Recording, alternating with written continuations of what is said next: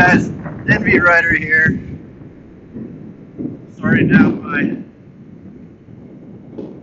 new vlog for the channel. Um, just start out by giving you guys a little history lesson about myself. Uh, I grew up in Northern California, lived there most of my life. About a year and a half, 2 years ago, I decided to move to the country in northern Nevada, about an hour south of Reno, and about an hour east of Carson City, a small town. And you know, most of my adult life, I wanted a bike. I wanted a motorcycle. I wanted a sport bike, and in California, the opportunity never arose. Yeah, I just never had the opportunity, the chance to make it happen. When I moved out here, I started working out here. I got my new job, and started making a little more money than I was out in California. And I decided it was time. So about a year ago, I decided to look around online and see what there was. I didn't have any money saved up yet, but I wanted to look and see. And I was browsing whatnot. Just kind of went through and I saw a 2008 Ninja 250 for $1,800. It was in pretty decent shape. It was a nice little bike. It was a little smaller than what I was actually looking for, but it was something. It was a start, And I didn't want to start out on too big of a bike because, well, my skill levels on a street bike aren't all up to par. I'm used to riding dirt bikes and whatnot, but anybody that's gone from one to the other knows it's a whole nother animal. So I wanted to start out slow. I was looking for more of a 600 or even like a 300.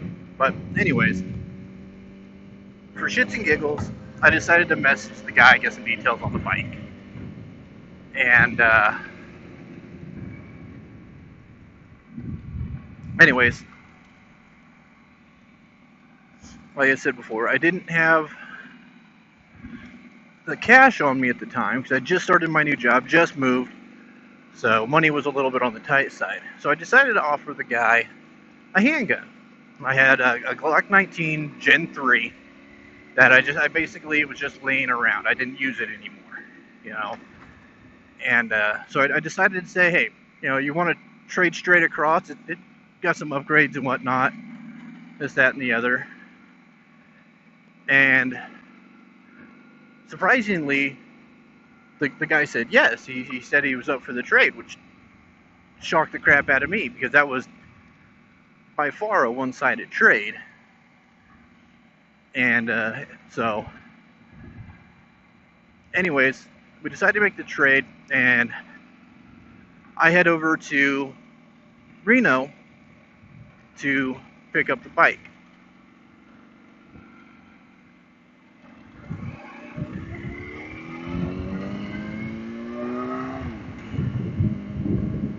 So I drive over there, and it's supposed to be a quick deal. It's supposed to be, I give the guy the Glock, the guy signs over the paperwork, bing, bang, boom, I'm on the way home. So, long story short, I show up. The guy's got the bike. I sign over the gun. We sign over the bike, and it ends up being literally an all-day ordeal. Like, I don't get out of there until probably close to 6 o'clock in the evening. And at the time, I was working graveyard and had to be 2.5 hours away from where I was getting the bike.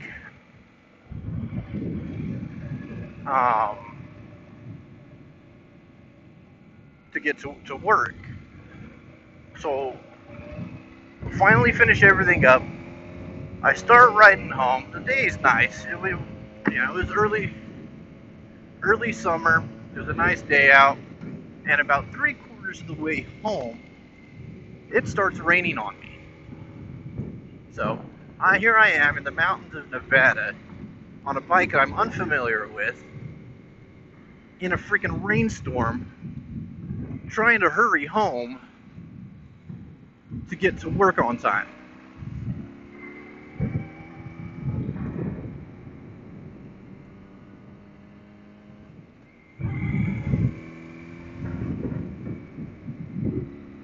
So I finally get home. By the time I get to my house, which is pretty much dead center between where I picked the bike up in Reno and my job. So I get home. I've got an hour to get my shit together and get ready and head out. So I get everything together. I get all my uniform, all that shit, and I head off to work. And I take my car. I don't take the bike because the weather at this point had pretty much gone to crap. So I spend the next week kind of taking the bike around town, get familiar with it, get comfortable with it, make sure it's not gonna break down on me on the way to work. And once I was satisfied with that, I started riding it to work, and I rode it for the rest of the summer. And me with not having much knowledge about sport bikes, street bikes, the ride to work is 70 miles an hour. So it's a bit of drive. Alright guys, sorry about that. Ended up running into actually a guy that I follow on Instagram. Lives out here, does local drag races. A pretty cool guy. So anyways, back to where I was at. Where was I at? Oh yeah, anyways, I rode the Ninja 250 for the rest of the summer, and it's a 70 mile an hour drive.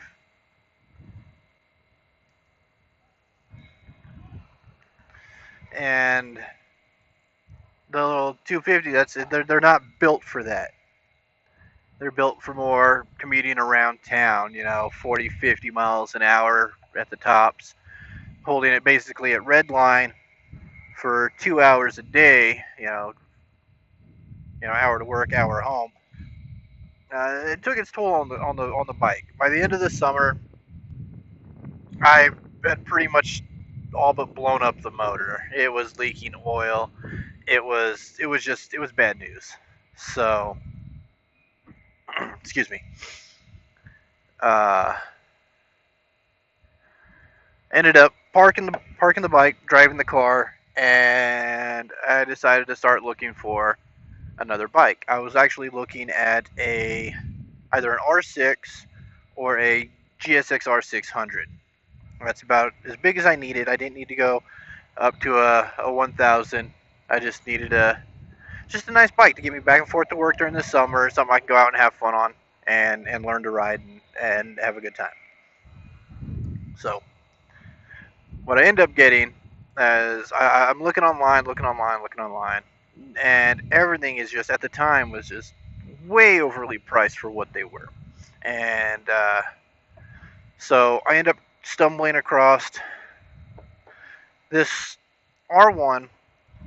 Was set for, I think, it was asking $3,000, which was incredibly low for what these were going for at the time. And so I talked to the guy and I started asking him some questions. And the guy's telling me the clutch might be going out. Uh, he's having power issues. He can't figure it out. He doesn't know what to do. And he wants rid of the bike.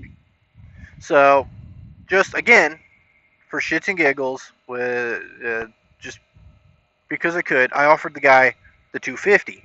I explained to the guy all the problems with the 250. It still ran. It was still running. It was just pissing oil everywhere. And so we ended up talking, discussing it back and forth, back and forth. And he says, you know what? Sure, I'll take the 250. And I was like, really? Are you sure? He's like, yeah.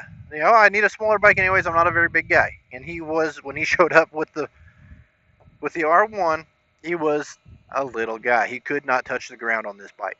The bike was basically almost on its damn side. So anyways, I look over the bike. I'm like, okay, I can invest a little bit of money into it for considering what I'm going to be trading across for. And he basically thinks the same thing. It wasn't too expensive to rebuild that 250. So we end up trading straight across. I do a little bit more research on the bike. When he brought it over, it had a dead battery. Battery was shot. I mean, it would not hold the charge. Even if you jumped it, you started it up, it would just fucking die.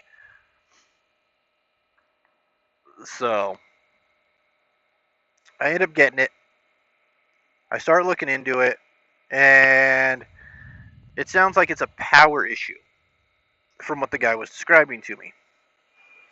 So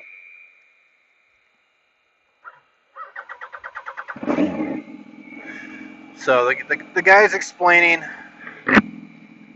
a power issue for this bike. And I'm looking into it. I'm trying to figure out what it is. I can't, okay, maybe it's the stator. Maybe it's this, maybe it's that. Maybe it's got a dead plug, this, that, or the other. And I was like, you know what? Screw it. First things first, go buy a battery. Put a battery in it, start the bike, see what happens. So, a couple days later, I go down and I buy a battery. And I get home kind of late that night. So the next day, I put the battery in the bike. I start it up. And it seems to be running just fine.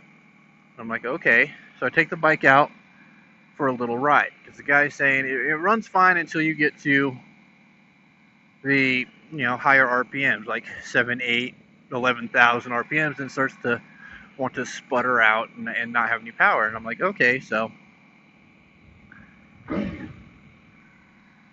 I get the battery in it, I take it out for a ride, and it's running perfectly fine. There is absolutely no issues with it. So I pick up the pace and I start riding a little bit faster and a little bit faster. And I'm trying to just figure out what could be wrong with this bike. And I'm going, nothing's wrong. So I get home, I do some more research, finding out this bike with the dead battery, or most bikes with the dead battery, won't run worth a flip, especially at high RPMs.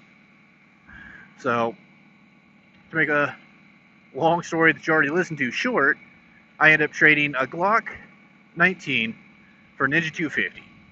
I blow the Ninja 250 up, trade it straight across for an R1 that is supposedly blown up. Get the R1 figured out, and there's literally nothing wrong with it. So I trade the blown up 250 straight across for a 2004 R1 with a dead battery. Nothing else wrong other than some cosmetic issues. The plastics were a little bit rough. And I spent a few $100, just spent the winter redoing the plastics on near the fairings. And there's actually a video on my page some clips here and there of me actually going through what the bike looked like and from what it was to what it is. So if you want to, go over to my channel and check out that video. It was a fun process. I definitely can't complain. It was worth the experience.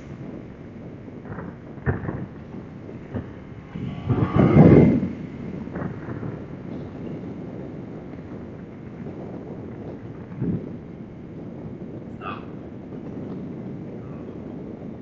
and that was that. That's the story of how this basically got started. So, I mean, after I got this bike up and running during the winter, I decided, hey, I'm doing all this work. I'm taking the time to better this bike and make it something out of, well, something that looked like nothing to someone else. And why not record the process? Why not make a moto vlog? So here I am. And if you're here listening, here you are. So thank you for your support. It's always nice to have new faces to the channel. Don't forget to hit that like and subscribe button down below. And thanks for watching.